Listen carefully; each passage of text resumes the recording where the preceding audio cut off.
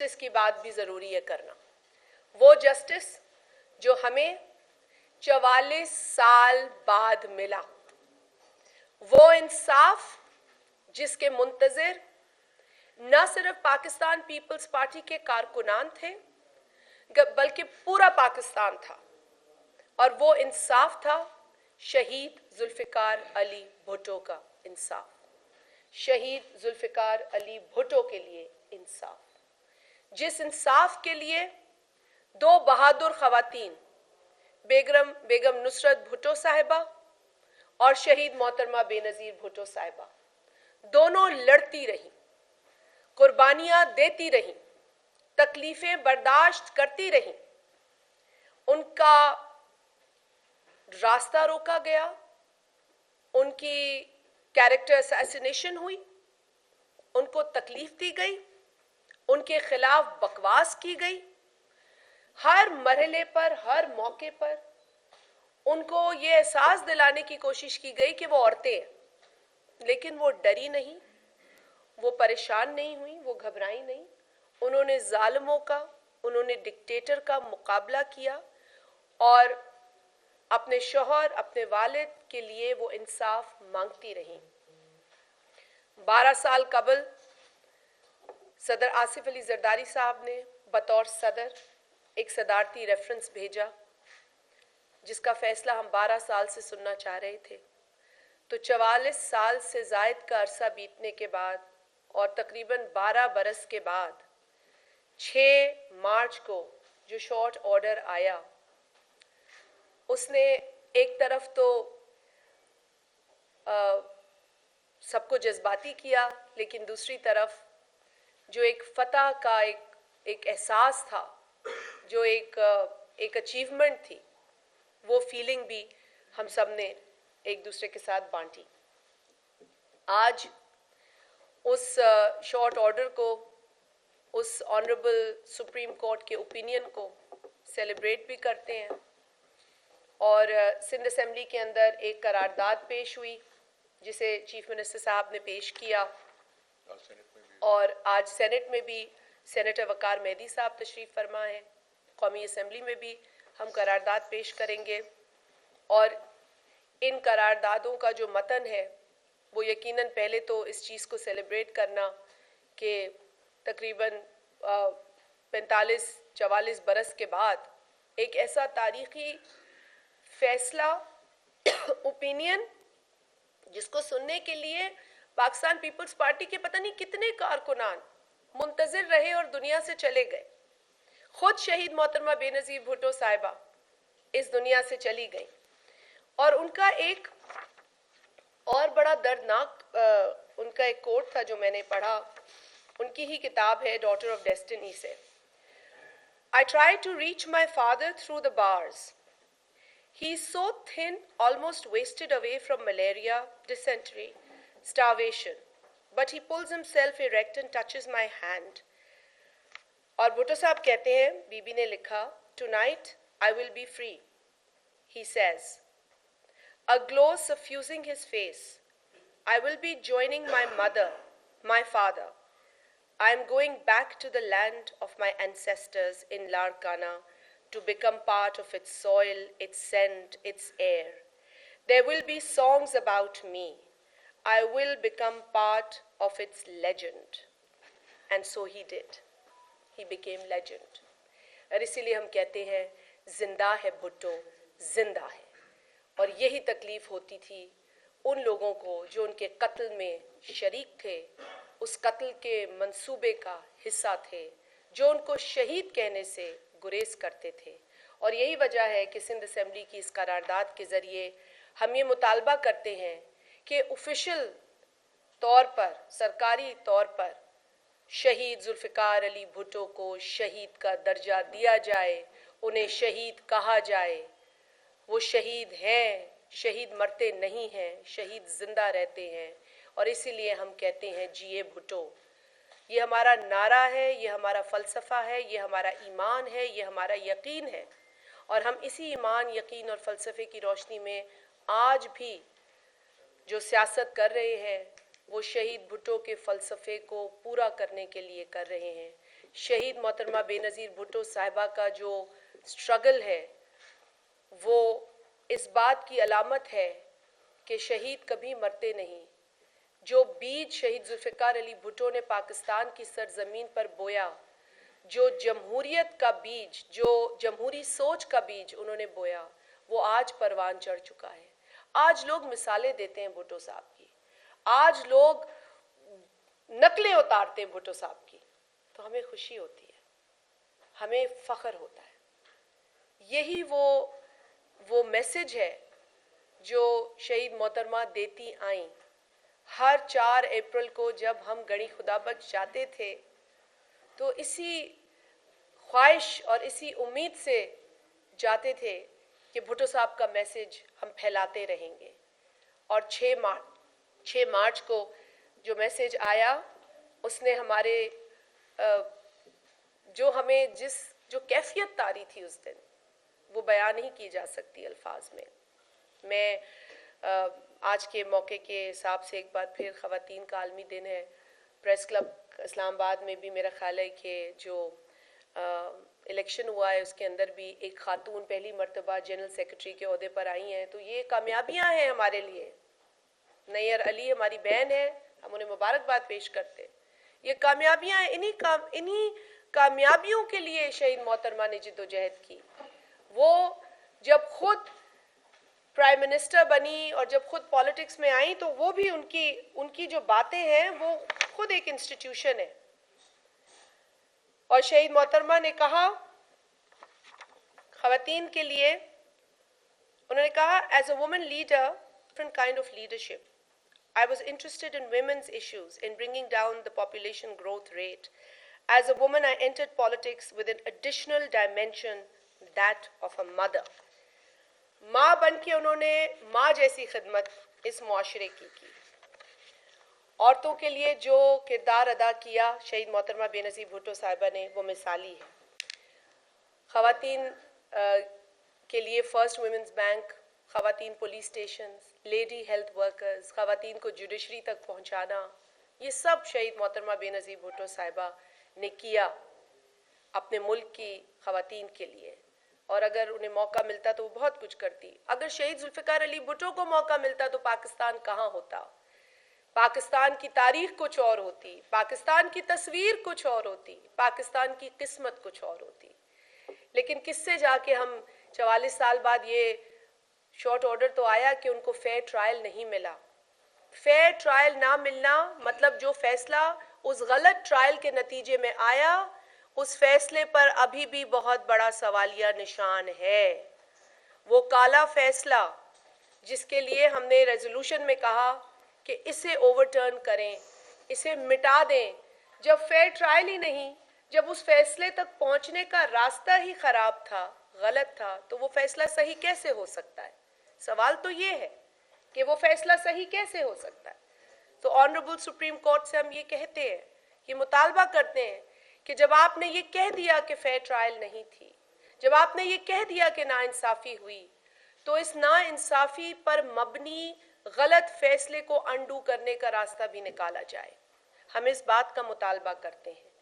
और मैं शहीद भुट्टो के एक कोट से बात को ख़त्म करके सेनेटर साहब को दूंगी फ्लोर। उन्होंने कहा, they are going to kill me, it doesn't matter what evidence you or anyone comes up with, they are going to murder me for murder I didn't commit. और भुट्टो साहब ने कहा, I would much rather be destroyed by military dictator than by history. और भुट्टो साहब तारीख में एक legend है जो हमेशा रहेंगे। एक मिलिट्री डिक्टेटर ने ये समझा, एक मिलिट्री डिक्टेटर और उसके चमचों ने, हवारियों ने ये समझा कि वो भुट्टो को फांसी चढ़ा रहे हैं। उन्हें ये नहीं पता था वो भुट्टो को शहीद करके हमेशा जिंदा रखेंगे। मैं सेनेटर साहब को फ्लोर दूंगी, जुम्मा भी है। बिस्मिल्लाहिर्रहमानिर्रहीम।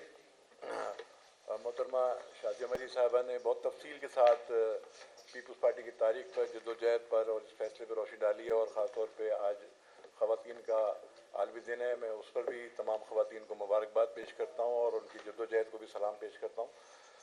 देखें, जैसे आपको मालूम है कि 6 मार्च को एक फ़ैसला आया और शहीद जुल्फ़िकार अली भुट्टो को का जो ट्रायल था उसको ये करार दिया गया वो फेल ट्रायल नहीं था और उनका जो अदालती कत्ल हुआ था उसको तस्लीम किया गया और अदालत ने उनको शहीद भी तस्लीम किया कि वो शहीद जुल्फ़िकार अली भुट्टो फैसले में भी लिखा गया।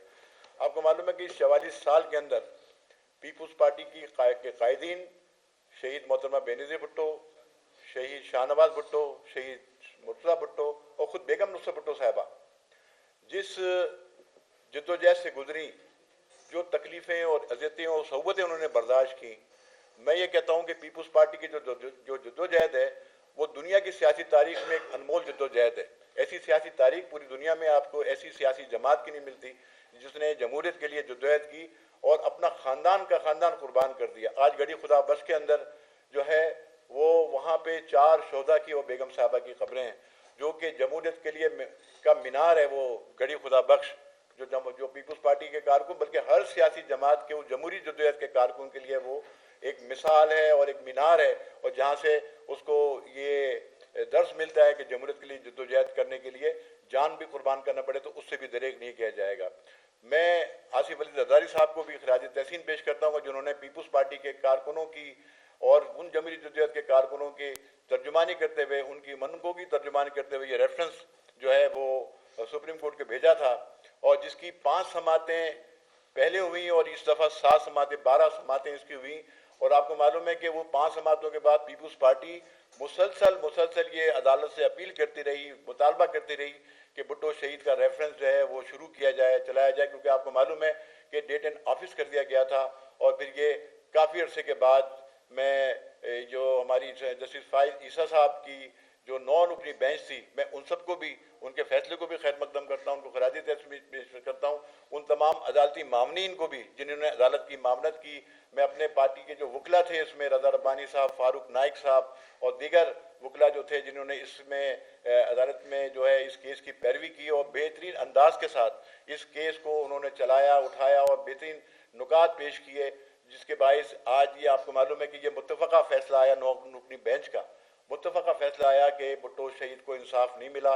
तो इसका मतलब ये है कि वो सारा का सारा केस नल एंड वाइट एक लिहाज से हो जाता है। वो हम ये गुजारिश करेंगे कि इस पर जो जैसे शादी मरी बहन ने कहा कि अभी भी एक सवालिया निशान है कि वो फैसला जो एक सियाह है, जो सियाह तारीख पर सियाह दाग है, जिसकी वजह से पीपुल्स पार्टी के जो कारकुनों ने कोड़े खाए, फांसियाँ खाई, जेलों की सबूतें बर्दाश्त की और लेकिन आज शहीद जुल्फ़िकार अली भुट्टो को इंसाफ मिल गया, मोहतरमा बेनज़ीर भुट्टो शहीद को इंसाफ मिल गया, बेगम नुसरत भुट्टो शहीद को इंसाफ मिल गया, शाहनवाज भुट्टो को इंसाफ मिला, मुर्तज़ा भुट्टो शहीद को इंसाफ मिला और पीपुल्स पार्टी के उन हज़ारों कारकुनों को जो जद्दोजहद वाले कारकुनों सबको इंसाफ मिला। तो मैं इस फैसले पर भी मैं अपने सारे जमहूरी जद्दोजहद के कारकुनों को और उसमें मैं आपको बताऊं कि उस जमहूरी जद्दोजहद में ख़वातीन का बहुत बड़ा रोल है। वो ख़वातीन ने जिस तरीके से उस वक्त जो है पाबंद सलासिल हुई, उन्होंने जो है सबूतें बर्दाश्त की, जेलों की सबूतें बर्दाश्त की। आपको मालूम है बेगम बेनज़ीर भुट्टो शहीद को सक्खर की जेल में मई जून की गर्मी के अंदर जिस सेल में रखा गया था, अगर उस सेल में मैं कहता हूँ कि कोई एक दिन गुजार ले तो मैं उसको शाबाश दूंगा। मोहतरमा बेनज़ीर भुट्टो शहीद ने 2 साल से ज़ायद कर था। उस सक्खर में 51 डिग्री टेम्परेचर था उस सक्खर का उस वक्त, और वह सबको पता है कि सक्खर का टेम्परेचर क्या होता है गर्मियों के अंदर। तो जो अज़ियतें पीपुल्स पार्टी के कारकुनों ने, उसकी लीडरशिप ने, और लीडरशिप पहले लीडरशिप ने अपनी कुर्बानी पेश की है। यहाँ तो कारकुनों को आगे कर दिया जाता है, लीडरशिप भाग जाती है, लेकिन पीपुल्स पार्टी के जद्दोजहद जो है उसकी लीडरशिप ने जिस तरह से जद्दोजहद की और पीपुल्स पार्टी के कारकुनों को और सारे सियासी कारकुनों को जिस तरह से उन्होंने ये हिम्मत दिलाई, उस पर मैं अपनी लीडरशिप को भी सुर्ख सलाम पेश करता हूँ, खराज अकीदत पेश करता हूँ और ये उम्मीद करता हूँ कि सारे कारकुन इंशाल्लाह इसी राह पे चलेंगे और जमहूरियत की जद्दोजहद जारी रखेंगे। बहुत शुक्रिया आप लोगों का। जी ये बताएं कि कल सदारती इंतखाब होने जा रहा है, जो मौजूदा हालात में दिखाई दे रहा है इंशाल्लाह कल जरदारी साहब दूसरी मरतबा सदर मुमलिकत के चुनाव पर कामयाब हो जाएंगे इंशाल्लाह। तो पिछले दौर में जो 18वीं तरमीम हुई थी और मुख्तलिफ फैसले मुस्तफ़ा साहब ने उठाए थे, आने वाले दौर में आप क्या तवक्को रखती है और क्या आपके ज़हन में है कि सदर मुमलिकत पाकिस्तान की मुआशी मजबूती के लिए और दीगर मसाइल के लिए अपना किरदार किस तरह अदा कर सकते हैं? बहुत शुक्रिया जी, आपने बहुत ही अच्छा सवाल है और इस सवाल का जवाब तो सदर आसिफ अली जरदारी साहब जब पहले सदर रहे तो उन्होंने अपनी कोशिशों, अपनी काविशों से ये साबित कर दिया कि वो वाक़तन सूबाई खुद मुख्तारी में यकीन रखते हैं और वो इस बात पर गहरा यकीन रखते हैं कि जो फेडरेटिंग यूनिट्स हैं इनकी मजबूती और इस्तेहकाम में फेडरेशन की मजबूती और इस्तेहकाम है। और यही वजह है कि एक देरीना जो एक अमल था पाकिस्तान का, जब आइन 1973 में आया तो उसके बाद शहीद जुल्फ़िकार अली भुट्टो ने इस बात की भी गारंटी दी थी जिसके लिए वो रह नहीं सके दुनिया में, लेकिन उन्होंने प्रोविंशियल ऑटोनॉमी को इंश्योर किया था ओवर टाइम। और उसके बाद आपको पता है कि पाकिस्तान में डिक्टेटरशिप के काले अदवार रहे। हम कभी भी प्रोविंसेस को, सूबों को, फेडरेटिंग यूनिट्स को खुद मुख्तार नहीं कर सके। ये सदर आसिफ अली जरदारी साहब की ही सियासी बसीरत और उनकी पॉलिटिकल कमिटमेंट थी जिसकी वजह से जैसे ही वो सदारती पोजीशन पर आए, जो कि उस वक्त किसी भी सिविलियन सदर के लिए सबसे मजबूत कुर्सी थी। आपको याद है कि कल भी बिलावल भुट्टो जरदारी साहब जो कि पाकिस्तान पीपल्स पार्टी के चेयरमैन हैं, उन्होंने बड़ा कैटेगोरिकली कहा कि जब आसिफ अली जरदारी साहब सदर की कुर्सी पर आए तो उस वक्त सिविलियन सदर के लिए वो सबसे मजबूत कुर्सी थी, क्योंकि उसके हाथ में पार्लियामेंट थी, उसके हाथ में पाकिस्तान की बागदौड़ थी। लेकिन उन्होंने अपनी उस कुर्सी का फ़ायदा नहीं उठाया अपने लिए। उन्होंने पाकिस्तान की पार्लियामेंट को मजबूत किया, उन्होंने पाकिस्तान के सूबों को मजबूत किया, उन्होंने 18वीं तरमीम करवाई, उन्होंने पाकिस्तान के लिए दुनिया में जो है वो आवाज़ बुलंद की। उन्होंने कहा हमें एड नहीं चाहिए, हमें ट्रेड चाहिए। उन्होंने चीन के साथ मरासिम को मजबूत किया। वो चीन जाते थे, उनके मुखालफिन तनकीद करते थे, लेकिन उनके चीन जाने की वजह से ही सीपेक मुमकिन हुआ। उन्होंने पाकिस्तान की खिदमत बहैसियत एक सियासी कारकुन की, मैं नहीं समझती कि उन्होंने कभी भी अपने आप को जो है वो आप समझे कि एक सदर समझा। उन्होंने पाकिस्तान के हक में हमेशा काम किया। पाकिस्तान की जो चारों इकाइयां हैं बशमूल गिलगित बल्तिस्तान और आज़ाद जम्मू कश्मीर, उन्होंने पाकिस्तान के चप्पे चप्पे को अपनी नज़र में रखा और बेलौस खिदमत की है उस ऑफिस में बैठकर। आर्टिकल 41 जो कि कहता है कि प्रेसिडेंट जो है वो यूनिटी की अलामत है, तो सदर आसिफ अली जरदारी साहब ने उस यूनिटी को दिखाया, उन्होंने शो किया। उन्होंने, हालांकि वो पॉलिटिकल पार्टी को बिलोंग करते थे, लेकिन कभी भी उन्होंने इस कनेक्शन को जो है वो अपने काम में हायल नहीं होने दिया, क्योंकि पीपल्स पार्टी का भी ये यकीन है। और हम कहते हैं शहीद बेनज़ीर भुट्टो साहिबा के लिए कि चारों सूबों की जंजीर बेनज़ीर। उन्होंने चारों सूबों बशमूल गिलगित और कश्मीर को मिलाकर पाकिस्तान की खिदमत की है, यहाँ के लोगों की खिदमत की है। केपी के मुतालबे को पूरा किया गया, बलूचिस्तान के मुतालबात को इज़्ज़त बख्शी गई, बलूचिस्तान की अवाम से माफ़ी मांगी उन्होंने सिंध की अवाम के जो एक देरीना मुतालबा NFC अवार्ड के हवाले से था, उसकी तकसीम के हवाले से था, पानी के हवाले से था, उन्होंने ये तमाम मुतालबात पूरे किए। और अब भी जो उन्होंने कल तकरीर की है, जो खिताब किया है, उसमें उन्होंने कहा है कि मैं अपने उन तमाम जो काम है उनको आगे लेकर जाऊंगा, पाकिस्तान की खिदमत करूंगा, जो मुझसे बन पड़ेगा, जो मेरे ऑफिस से होगा मैं करूंगा। पाकिस्तान में बहुत कुछ, बहुत पोटेंशियल है, हम इस पोटेंशियल को एक्सप्लॉइट नहीं करते। हम पाकिस्तान की सरजमीन को जो है वो जरखेज़ कर सकते हैं, पाकिस्तान में एग्रीकल्चर को मजबूत कर सकते हैं। पहले भी जरदारी साहब ने एग्रीकल्चर को मजबूत किया है। हमें यकीन है कि जरदारी साहब अपनी इसी कमिटमेंट का मुजाहरा सदर की कुर्सी पर बैठकर एक बार फिर करेंगे। मेरा ख्याल है अब जुम्मा है, आखिरी सवाल ले लें। जी एजाज भाई आप कर लें, फिर आप कर लें।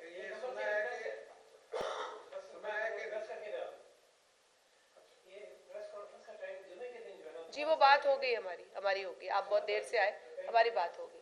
Thank you. सुना है कि जिस डिक्टेटर ने भुट्टो साहब की जान लेने के लिए जजिस पर दबाव डाला, उसका बेटा आप भुट्टो साहब के दामाद को कल वोट कर रहा है, क्या ये खबर दुरुस्त है? मेरी नॉलेज में ये बात नहीं है एजाज साहब, मगर मैं समझती हूँ कि उनके लिए यही सबसे बड़ी सज़ा है जो 6 मार्च को मिली है। मेरा ख्याल है हमारे लिए खुशखबरी है और उनके लिए सज़ा है। तो मुकाफ़ात अमल है, इसी जहान में हम देखते हैं, हमें मिलता है। इससे ज़्यादा मैं कुछ नहीं कहूँगी, लेकिन मैं ये ज़रूर कहूँगी कि जो वकार भाई ने कहा, मैंने पहले भी कहा कि उन 44-45 वर्षों के अंदर जो बीती उन तमाम लोगों पर, वो भी एक कहानी है। वो अजियत, वो तकलीफ, वो सिसकियाँ बेगम नुसरत भुट्टो की, आज भी हम वीडियोस हैं ना, क्लिप्स चल रहे हैं, वो सिसकियाँ शहीद मोहतरमा बेनज़ीर भुट्टो साहिबा की, उनके बेटों की, ये सिसकियाँ जो हैं आज भी कानों में गूंज रही हैं। लेकिन मैं समझती हूँ कि शहीदों का इंसाफ, उनकी कब्रें ले चुकी 6 मार्च को, ये इंसाफ जो है वो तारीख़ में तो बहुत अहमियत का हामिल है। लेकिन इस इंसाफ को सुनाने वाले वो जज हजरात भी तहसीन के काबिल हैं जिन्होंने ये फ़ैसला दिया, और उनसे ही उम्मीद है कि वो इस काले फ़ैसले को जो इस गलत तरीके से लिया गया उसको भी कलादम करेंगे, उसे भी ख़त्म करेंगे। फैसले में अदालत ने ये कहा है कि जुल्फ़िकार अली भुट्टो का जो सजाए मौत का जो केस था उसमें उनको फेयर ट्रायल नहीं मिला, ज़ाती कार्रवाई जो है वो कानूनी ज़वाबित के मुताबिक नहीं थी। वहीं इस फैसले में ये कहा गया है कि उस फैसले को रिवर्स करने के लिए या उसको खत्म करने के लिए हमारे पास कानूनी कोई रास्ता नहीं है। क्या पीपल्स पार्टी उस फैसले को रिवर्स करने के लिए कानून में कोई तरमीम लाने? जी बिल्कुल, हम ऑनरेबल सुप्रीम कोर्ट की तरफ भी देख रहे हैं और हम कानून साज इदारों की तरफ भी देख रहे हैं। ये कवानीन जो हैं ये बहुत दफ़ा अमेंड हुए हैं, और अगर एक कानून इसलिए बेहतर किया जाएगा कि वो एक काले फ़ैसले को ख़त्म करे, तो उसमें कोई कबाहत नहीं है, उसमें कोई जो है वो रुकावट नहीं होनी चाहिए। हमने सिंध असम्बली में भी ये बात की, सेनेट में भी ये बात हुई, कौमी असम्बली में ये बात होगी, और इंशाअल्लाह ताला हम वो रास्ता भी निकालेंगे जिसके ज़रिए अदालती फ़ैसले के बाद जिस ट्रायल को गलत करार दिया गया, जिस ट्रायल को के ऊपर सवालिया निशान उठाया गया, उस ट्रायल के ज़रिए उस गलत फ़ैसले को भी ख़त्म करने की लीगल तरीक़ेकार पर हम ज़रूर काम करेंगे। बहुत शुक्रिया।